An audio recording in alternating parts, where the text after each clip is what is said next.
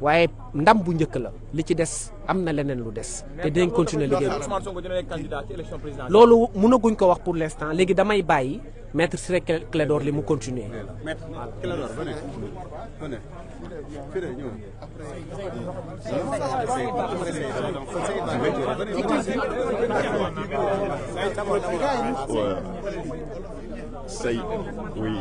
Saïd Larifou du barreau de Moroni aux Comores.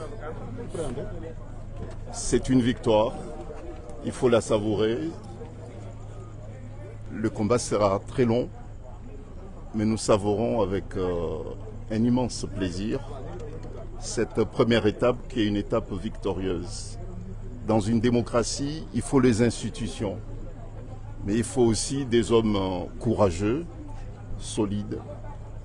Et nous pouvons dire que nous avons été très très bien servis. Personnellement, j'ai une immense satisfaction d'avoir, avec mes éminents confrères, contribué à la consolidation des valeurs et puis de l'héritage démocratique de ce grand pays qui est le Sénégal.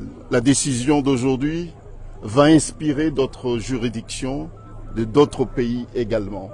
C'était une contribution mais très précieuse que le Sénégal, une nouvelle fois, donne à l'Afrique et puis au monde entier. Et d'autres pays africains, et j'en suis certain, d'autres magistrats des autres pays, j'en suis certain, vont s'inspirer du courage de l'institution judiciaire du Sénégal qui se détache de plus en plus des autres pouvoirs également. Maître, est-ce que cette décision aura des effets sur les autres affaires en cours, notamment les fiches de parrainage ou encore l'affaire Adji Sarr? Bon, sur l'affaire du parrainage, sans doute, puisque M. Sonko est rétabli dans ses droits en tant que citoyen sénégalais. Il retrouve ses droits politiques. Bon, donc, bien sûr qu'il sera candidat, plus que candidat encore. Quelle est la prochaine étape judiciaire pour vous, les avocats? Bah écoutez, la prochaine étape, elle est politique. Pour nous, il n'y a pas d'étape judiciaire encore. Saïd Larifou. Avocat Ousmane Sonko, maître, vous êtes satisfait aujourd'hui? Qui vient du Comore. Je suis, il est vrai, satisfait, mais très fier du juge qui a rendu la décision. Il a fait montre d'un courage énorme. Et tout le monde a été surpris et déçu par l'attitude de l'État du Sénégal, qui, après avoir nommé un juge, propose sa récusation en pleine audience. Comment est-ce que cela a pu se faire? Est-ce que le juge a refusé de céder aux tentations? Est-ce que c'est parce que le juge n'a pas eu à donner des signes qu'il aurait peur de menaces? En tout état de cause, il y a une raison. Parce que personne ne s'y attendait, d'autant que le juge était en train de mener une audience où il était à équidistance.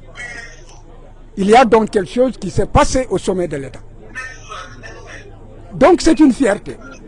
Mais ce qu'il faut surtout retenir, c'est que c'est un vent de liberté et d'indépendance qui souffle dans les rangs des magistrats. Un vent qui a débuté au nord avec l'avocat général, Mme Diop Gueye. Tout le monde a pu apprécier son courage de dire que l'État avait tort et que l'État était dans la voie de fait et que l'État était dans l'arbitraire, qu'il ne pouvait pas priver Ousmane Sonko de ses droits et que le ministère de l'Intérieur n'était pas dans le droit, qu'il était dans l'illégalité. Un acte de courage. Et maintenant, après le nord, c'est au sud, le juge de Ziguinchor. Donc le juge de Ziguinchor lui donne raison, en réalité, que tout cela relève de voie de fait et d'une forme d'exercice de la violence sur non seulement le citoyen Ousmane Sonko, mais aussi sur la population. Parce que c'est la somme des citoyens qui fait un peuple.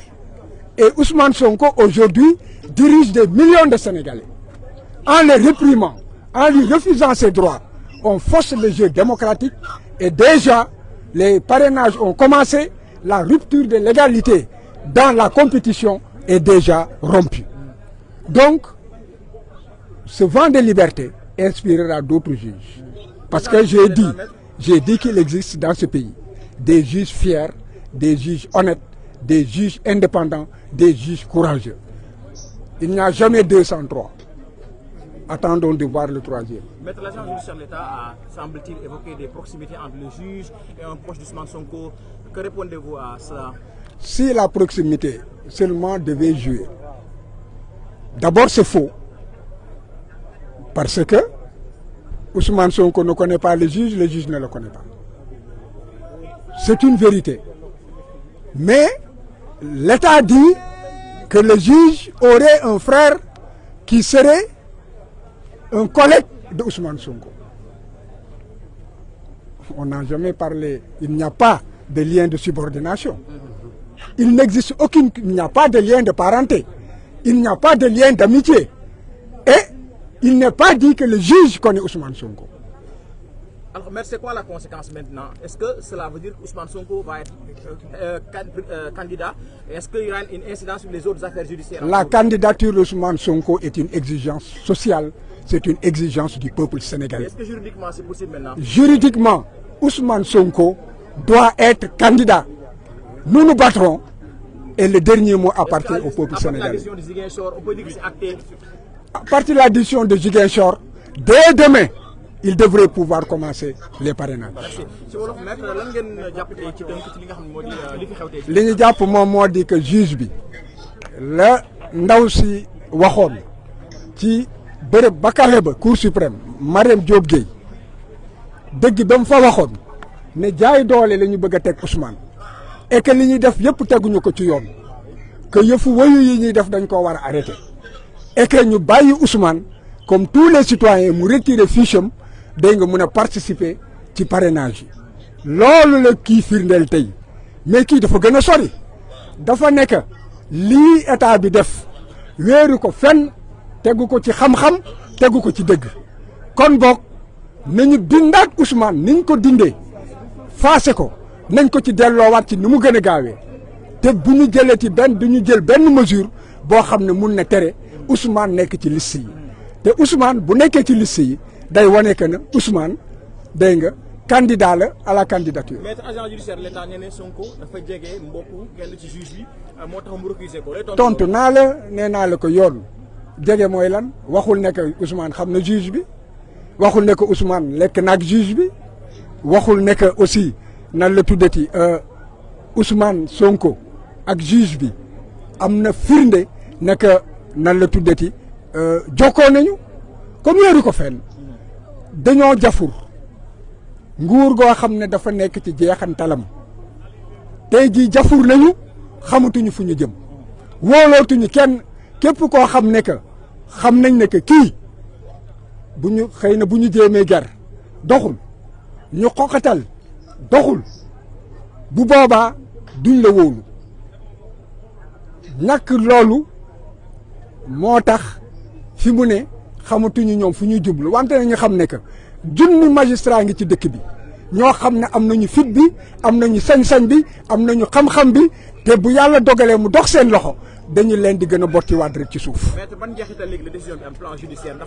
moom moo di que Ousmane Sonko dafa war a commencer ay parrainage am te it war a déposer candidature te loolu nag loolu moom mooy yoon dégg nga lii ñuy def yëpp maanaam ci xeetu noot la wante Sénégal yi yeewu nañu kenn du nangu ñu noot ñu te kenn it du nangu ñi nga xam ne dañoo jeexal ñu doon ay xong faaf dégg nga bëgg fee toog abada dayi man loolu day dàkk.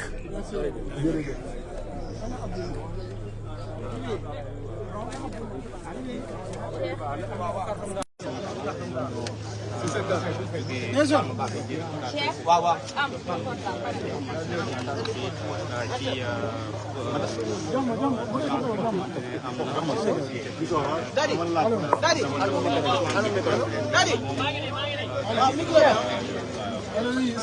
voilà ñoo ko déggandoo li avocat yi di nga xam ne ñooy avocat Ousmane Sonko wax tey kii di Ousmane Sonko am na dëgg si ñoom.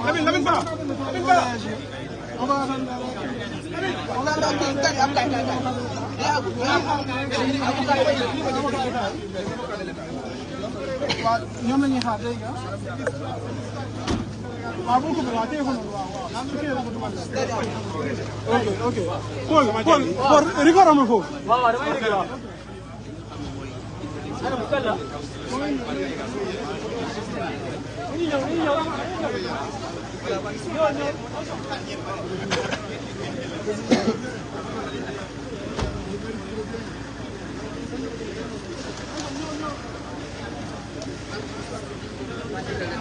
avocat état jëlu ma leen de avocat état moom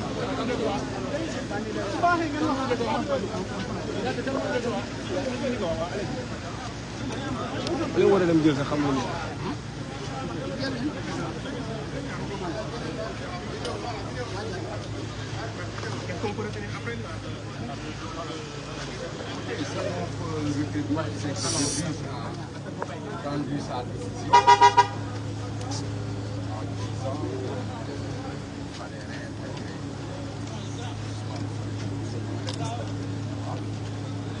nous sommes dans un état de droit. Il a rendu sa décision. Nous ne partageons pas. Dans des conditions.